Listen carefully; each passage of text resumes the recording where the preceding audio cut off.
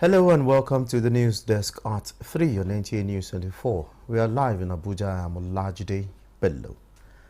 Nigeria's gross domestic product GDP grew by 3.19% year-on-year in real terms in the second quarter of 2024. Figures released Monday morning by the National Bureau of Statistics indicate that the GDP growth was higher than the 2.98% recorded in the first quarter of 2024 and higher than the 2.51% of the second quarter of 2023. The performance of the GDP in the second quarter of 2024 was driven by the services sector, which recorded a growth of 3.79%. Agriculture sector grew by 1.41%, and industry sector grew by 3.53%, an improvement from minus 1.94% recorded in the second quarter of 2023. The quarter under review, aggregate GDP at the basic price stood at 60,930,000 and 0.58 million in normal terms. And the performance is higher when compared to the second quarter of 2023, which recorded aggregate GDP of 52,103,927.13 million, indicating a year-on-year nominal growth of 16.94%. Federal government is set to support states with funds to mitigate flooding in affected farming communities. The Minister of Finance and Coordinating Minister of the Economy, Wale Adeosunte, vs while assessing farmlands affected by floods in Kebbi State. Correspondent Abdul Jalil Muhammad Bawa reports. In recent time, Kebbi State has suffered significant losses due to excessive flooding. Many local government areas that cultivate rice in large quantities were severely affected as a result of heavy rainfall, resulting in widespread flooding, damaging farmlands and displacing many communities. Well, the government is ever ready to ensure that we assisted our farmers so that they will go back to farm, because there are a lot of loss that we have recorded here in Kebbi State. The Minister of Finance and Coordinating Economy, Wale Edun, was therefore in Birnin Kebbi to assess the damage for federal government intervention to mitigate flood and boost farming activities. The National Economic Council has been proactive and has taken action in order to support all the states of the Federation and the FCT with 3 billion naira in flood action funding for them to take action to respond to and to mitigate. Irrigation facility are going to be expanded along the whole stretch of the 1,000-kilometer road, and a significant part of the irrigation support will be in Kebbi. Minister Edun promised federal government support to ensure communities affected by flood across the Federation regain their losses. In Birnin Kebbi, Abdul Jalil Muhammad Bawa, Nta News. Meanwhile, flooding has killed 6 people and displaced over 14,000 others as a result of heavy downpour in some communities of Madagali local government area of Adamawa State. Governor Amadu Umar Fintiri has since visited the affected communities where they commiserated with the victims and promised immediate support to them. Yusuf Jika reports. Communities in Madagali local government area of Adamawa State were affected by the flooding because of the heavy downpour, which claimed 6 lives, displacing over 14,000 people, as well as destroyed farmlands, houses, and other valuables. A bridge in Shua linking Adamawa to neighboring Borno State was also collapsed due to the flooding, thereby halting movement of goods and services within the areas. My people are already in trouble.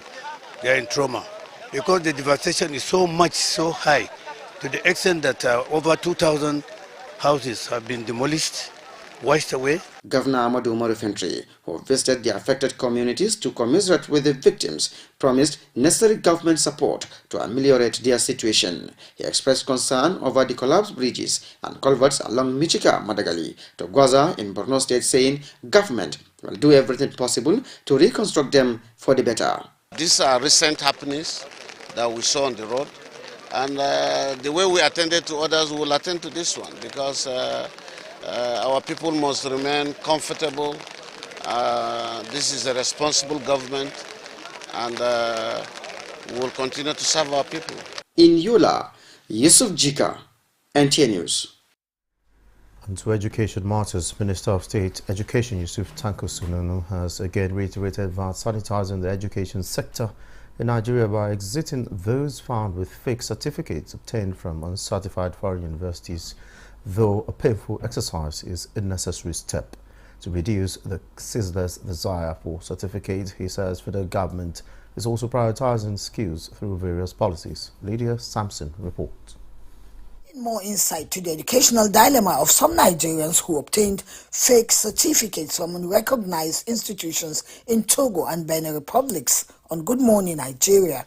The minister says it is a mess cutting across NDAs that the Ministry of Education is not just owning up to, but taking proactive steps to stop. So it was a multinational, and it's also interministerial. So you understand, education, interior, foreign affairs, so many security organizations, they were all involved. So it's interministerial. You understand? So we have to do a thorough job. That's why today we can confidently come out to say that the 23,000 fake degrees in the country, based on the recommendation of the council, they should have their everything terminated. While applauding the journalists who went undercover to provide tangible evidence, he said federal government also conducted investigations in collaboration with the countries in question, leading to the recognition of 3 institutions in Togo and 5 in Benin Republic. Dr. Adeni Ijon, on his part, believes decentralization of oversight is the key to mitigating a recurrence. Active collaboration between the Federal Ministry of Education in Nigeria and the Ministry of Higher Education in Benin Republic. And I'm happy that he said that within the West African region, because if I'm coming from Benin, I'm coming from Togo to Nigeria to come and work, even the employers should have a standard to verify, instead of going to the university website through their QR code to verify a certificate, because you can actually fake a QR code that will direct somebody to somebody's university's website. But if there is a centralized database or verification database within the region, it will go a long way, both for policymakers and the policy users. They are emphatic that deepening knowledge, character and skills is fundamental across all educational sectors. The girls also urge parents to uphold their roles to mitigate parental failure, making students complicit. In Abuja, Lydia Sampson, Nta News. Away from education, the ever-evolving security threats in Africa requires joint military approach to combat the dynamic security challenges. Defense correspondent Ismail Musa reports that the National Defense College is developing the capacity of troops to curtail damages during air raids. Air assets are a critical component of modern warfare due to their speed and precision in attacking the enemy position. It also plays a vital role in evacuation of both military and civilian casualties during combat operations. The challenges we face in ensuring and guaranteeing civilian protection. This training of African Union pilots is therefore aimed at strengthening the capacity of personnel on protection of civilians during peace support operations. Our troops, our soldiers, they are engaging in a asymmetric theater, in a very difficult theater where they don't know who their enemy is. Therefore, there's a likelihood of inadvertently killing or harming civilians. So this kind of training is to ensure that we give them the necessary guidance to ensure that they are better prepared to fighting an enemy that they don't often know, and to take precautions so that they don't intentionally or mistakenly harm or kill civilians. It is important that we organize trainings of this nature from time to time to remind ourselves that in as much as we're trying to confront an enemy through kinetic means, we must also protect those civilians who are innocent, who need protection from the same groups that do not want us to have peace. With 30 participants from different regions of the African continent, the training will also ensure enforcement of professional conduct during combat operation. In Abuja, Ismail Musa, Nta News. The Nigeria Police Force has rescued 20 medical students and other kidnapped victims who have been in captivity for some time now. Francis Form reports that IGP Kayode Egbetokun handed over the students to the Vice Chancellors of the Universities of Jos and Maiduguri at the Louis Edet House in Abuja.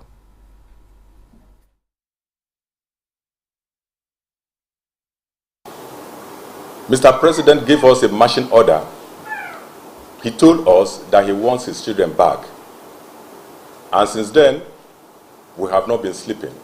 The successful rescue of these 27 individuals was achieved without the payment of any ransom.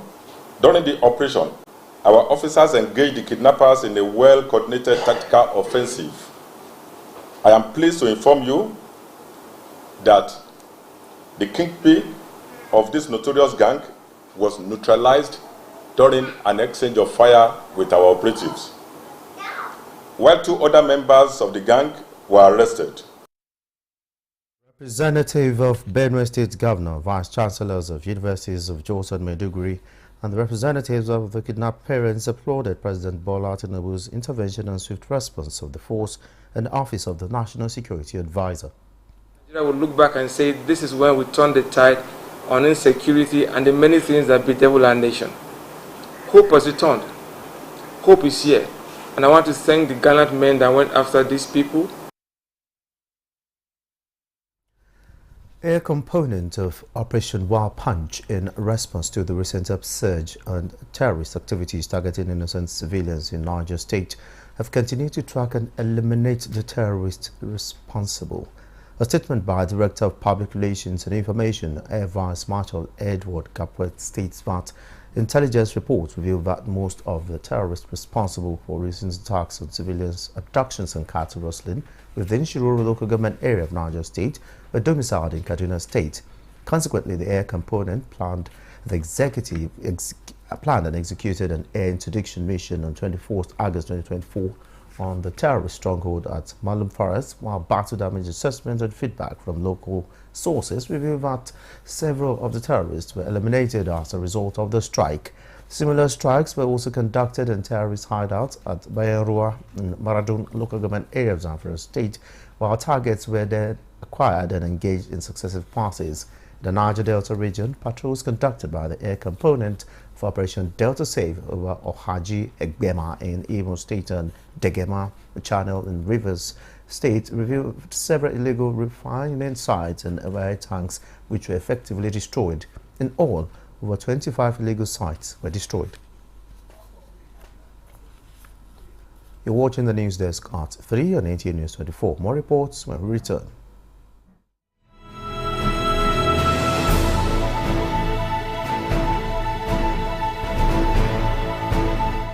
From the creeks of the Niger Delta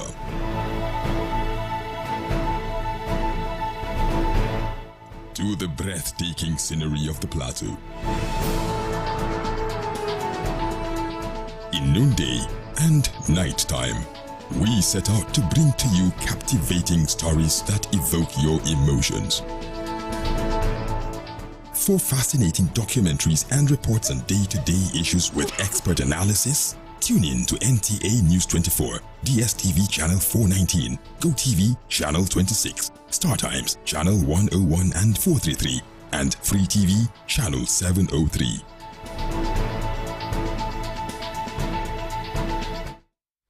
Thanks for being there. A partnership between Renewed Hope Initiative, National Population Commission and United Nations Children Fund, UNICEF, is underway to further ramp up birth registration in the country with a commemorative launch of the 2024 Civil Registration and Vital Statistics Day. NPC Chairman Nasir Issa Kwara, who disclosed this after leading development partners to the office of Nigeria's First Lady Oluremi Tinubu, says the commemorative event is scheduled for August 29, 2024, which will mark a major leap in government's efforts to offer Nigerian children their first foundational identity. With the First Lady championing this drive, we had a chat with her, and it was a very, very fruitful discussion. And I want to believe that we're going to have a great event ahead of us, and that will mark the full force drive of birth registration to give our children, Nigerian children, first foundational identity and recognition as our children, and have access to government services, especially education and health. And what is critical is we have been falling short in terms of reaching that obligation.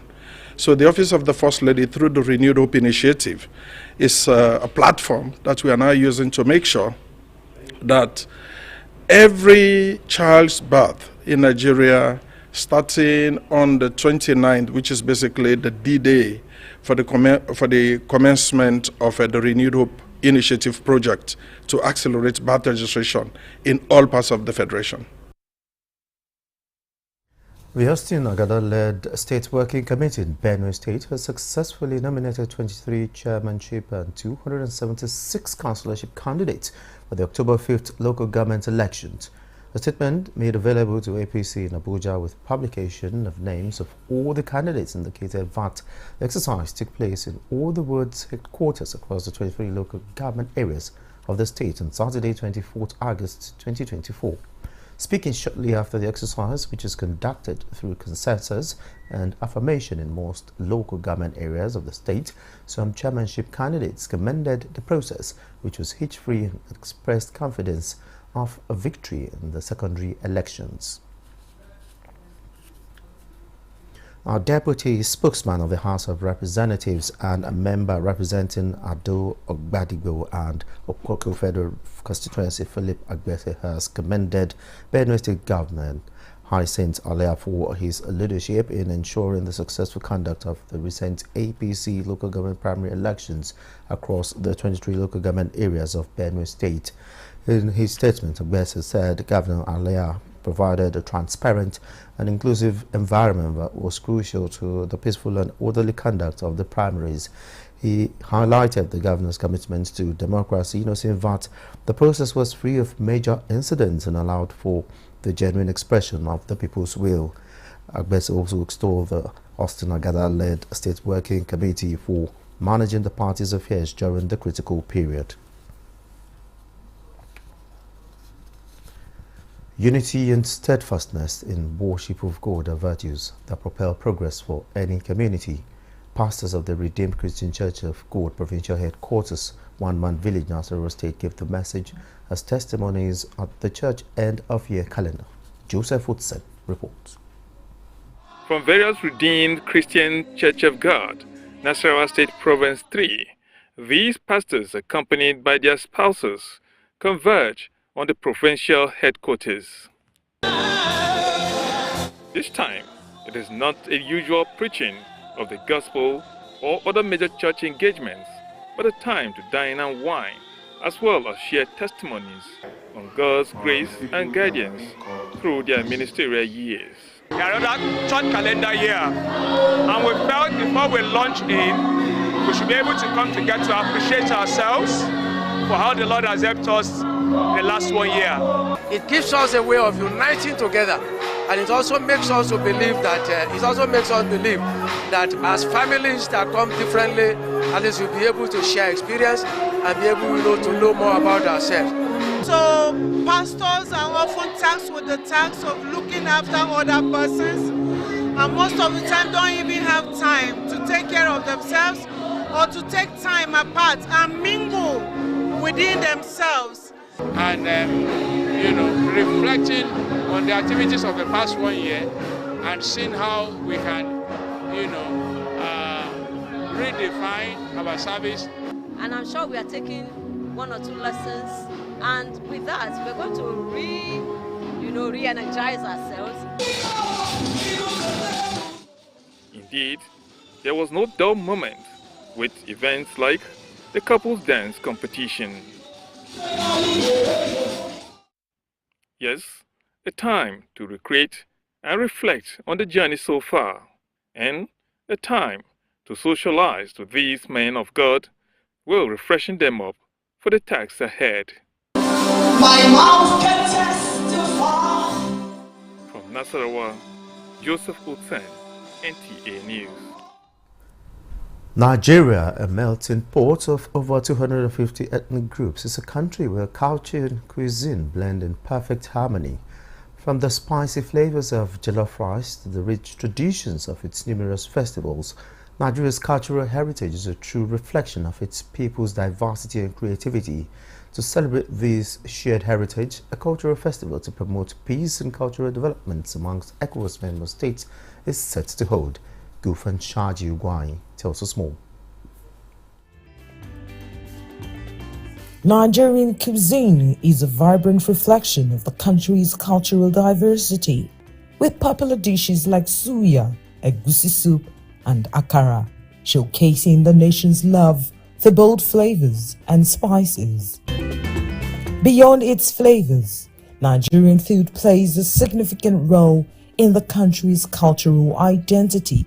To celebrate this rich cultural heritage, the federal government, in collaboration with other stakeholders, is organizing a food and cultural festival, bringing together people from all over Africa to share their culinary traditions, music, art, and customs.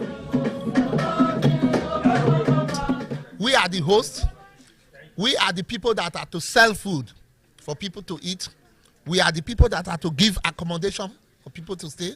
Our drivers on the street are there to carry passengers who will pay. Our hotels will be busy. Our airports will be busy. Then all economic activities will be busy during this period. After this festival, there will be follow-up projects and activities. These follow-up projects and activities are going to be the hub of food and cultural revolution. The festival will feature cooking competitions, cultural performances, and exhibitions showcasing African art and craftsmanship, promoting unity, peace, and development among African nations. In Abuja, Gufan Shaji Ugwai, Nta News. And on sports, Remo Stars crash out of CAF Champions League in first preliminary round, while Enugu Rangers advance, and Nigeria's Falconets intensifies preparations ahead of Colombia 2024 Women's World Cup. Let's join our sport desk for details.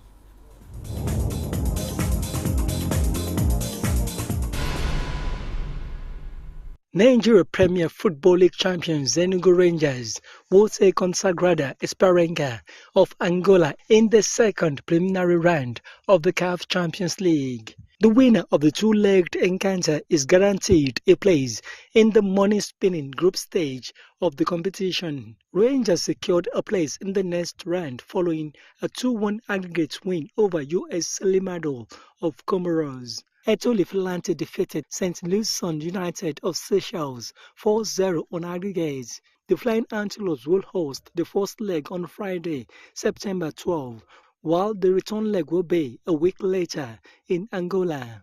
Meanwhile, head coach Christopher Danjuma said on Sunday that Nigeria's under-20 girls Falconets will go all out in search of triumph over their Mexican counterparts when both sides clash in a friendly game in Bogota on Monday evening.